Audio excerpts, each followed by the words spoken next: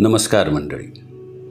श्रावण मास चालू झाला आहे आणि या महिन्यामध्ये किंवा या महिन्याला खूप पवित्रता आहे. कारण त्याचं कारणही तसं आहे, कारण या महिन्यातच सण व्रत वैकल्य केली जातात. श्रावणी सोमवार असो, मंगळागौर आहे, हरतालिका आहे, नागपंचमी आहे, रक्षाबंधन आहे, जन्माष्टमी आहे. महिन्यातल्या प्रत्येक तिथीनुसार सांगितलेली व्रतसुद्धा याच महिन्यामध्ये येतात आणि श्रावण मासात श्रद्धा आणि भक्तीने केलेल्या उपासनेचे फळही तेवढंच मोठं असतं आणि ते भक्ताला प्राप्त होतं. श्रद्धा भक्ती मन शुद्ध ठेवून आचरण करण्याचा हा महिना म्हणजेच श्रावण महिना आहे. मित्रांनो, मी तुम्हाला आजच्या तिथीची म्हणजे शुद्ध एकादशी, ज्या एकादशीला पुत्रदा एकादशी म्हणतात, त्या एकादशीचं महत्त्व आणि त्याची कथा सांगणार आहे. तसं पाहिलं तर वर्षभरामध्ये साधारणपणे 24 एकादशी येतात आणि प्रत्येक एकादशी ही अत्यंत शुभ फलदायी अशीच असते. श्रावण महिन्यात येणाऱ्या या एकादशीचं महत्त्व देखील तसंच आहे. या एकादशीचं नाव आहे पुत्रदा एकादशी, अर्थात पुत्र देणारी, संतान देणारी अशी एकादशी. पण केवळ संतान हा या मागची भूमिका नाही किंवा पुत्रप्राप्ती हीच केवळ त्याची भूमिका नाही. कारण या एकादशीच्या व्रताचरणातून कर्तव्य, धर्म आणि पुण्याचं किंवा सत्कर्माचं संवर्धन करणारी, परंपरा जपणारी संतती प्राप्त व्हावी म्हणून केलेली प्रार्थना आहे. या एकादशीच्या व्रतासंबंधाने पुराण काळात घडलेली कथा मी सांगणार आहे. फार पूर्वी जंबूद्वीपात म्हणजे अर्थात आपल्या भारतवर्षामध्ये कांचनपूर नगरीत एक शूरसेन नावाचा राजा राज्य करत होता. राजा प्रजाहितदक्ष, गुणवान, सत्शील, पुण्यवान होता. त्याच्या राज्यातली प्रजा सुखी आणि समाधानी होती. या राजाला 100 पत्न्या होत्या. एवढा मोठा राणीवसा असून राजा मात्र मनातीन दुःखी होता. कारण त्याच्या 100 पत्नीपैकी एकीच्या पोटी देखील संतान प्राप्ती झाली नव्हती. राजा प्रजेचे हित जपत होता, पण आपल्या भाग्यात संतान प्राप्ती का नाही याचं शल्य त्याला कायम टोचत असे. राजा आपल्या सभेमध्ये एकदा बसला असताना त्याच्या राज्यसभेत विद्वान ऋषीचं आगमन झालं. राजानं त्यांचा यथोचित सन्मान केला. ऋषींना बसावयास उच्चासन दिलं आणि त्यांच्यासमोर नम्रतेने हात जोडून उभा राहिला. ऋषींनी आपल्या कृपादृष्टीने त्याच्याकडं पाहिले.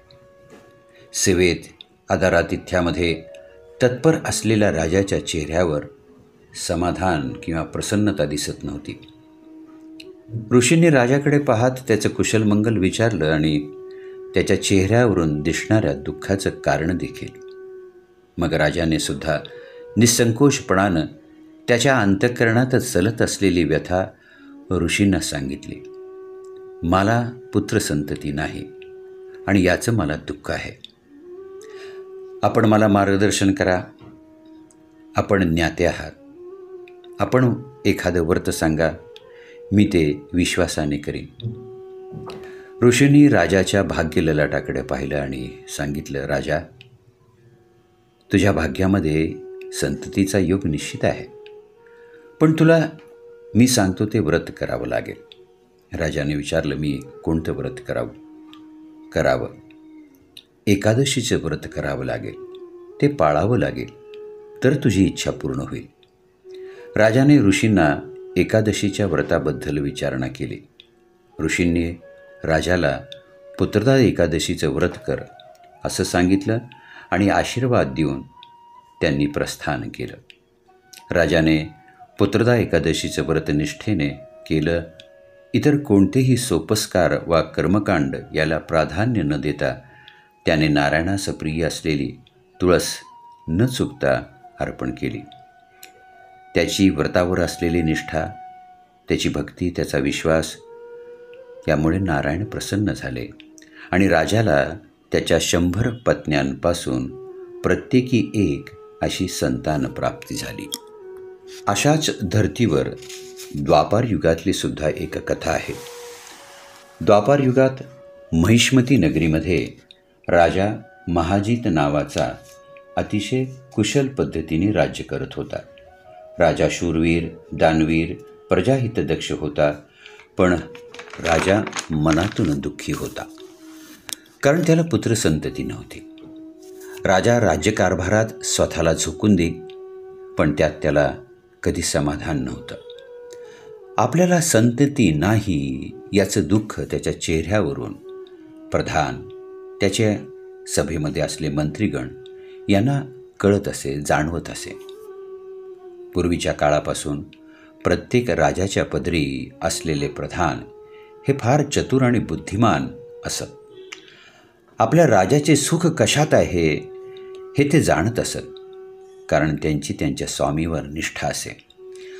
महाजित राजाचा प्रधान देखील चतुर, धर्माचं आचरण करणारा आणि बुद्धिमान होता. त्याचे अनेक ऋषीमुनींशी संबंध होते. विद्वानांशी तो चर्चा करत असे आणि मार्गदर्शनही घेत असे. आपल्या स्वामीच्या पोटी संतान का नाही याचं काहीतरी कारण असेल, त्याचा आपण शोध घ्यावा असं प्रधानाने ठरवलं. प्रधानाने त्रिकाल ज्ञानी असलेले लोमेश ऋषी यांच्याकडे आपला मोर्चा वळवला किंवा त्यांची भेट घ्यायचं ठरवलं आणि ऋषींच्या आश्रमात जाऊन त्यांनी राजाची अवस्था आणि संतान प्राप्ती नसल्याचं कारण काय याबद्दल आपण कृपा करून सांगावं अशी ऋषींना विनंती केली. स्वामीप्रती निष्ठावान असलेला प्रधान पाहून त्रिकालदर्शी लोमेश मुनींनी प्रसन्न होऊन ध्यान लावलं. ऋषींनी आपल्या ध्यानामध्ये त्यांच्या अंतःचक्षुसमोर राजा महाजिताचा पूर्वजन्म पाहिला आणि ऋषींना महाजिताच्या पूर्वजन्मात घडलेला प्रमाद किंवा पाप लक्षात आलं. ऋषी ध्यानावस्थेतून बाहेर आले. प्रधान हात जोडून समोर उभाच होता. ऋषींनी त्याला सांगितलं, तुमच्या राजाला संतती प्राप्त न होण्याचं कारण मला समजले आहे. हे प्रधान, तुमचा राजा हा पूर्वजन्मात एक वैश्य होता. त्याचा व्यापार, धंदा, धनमान, संपत्ती अगणित होती, पण वैश्याची वृत्ती ही उदारपणाची नव्हती. तो कधीच लोकोपयोगी ठरला नाही, लोकोपयोगी त्यांनी कामं केले नाही. एवढंच काय, पण त्याला प्राण्यांविषयी देखील दयाभाव नव्हता. या वैश्याने पाणी पिण्यास आलेल्या गाई ब्राह्मणांना पाणी न देता हाकलून लावलं. हेच मोठं पाप त्याच्या हातून घडलेलं आहे आणि ते पाप त्याला संतती सुखापासून वंचित ठेवत आहे. प्रधानाने विचारलं, मग या पापाचं निरसन कसं होणार? तेव्हा ऋषी म्हणाले, कोणीतरी जर राजासाठी पुत्रदा एकादशीचं व्रत करून त्या एकादशीचं पुण्य राजाला अर्पण केलं तर राजाला निश्चितच संतान प्राप्ती होईल.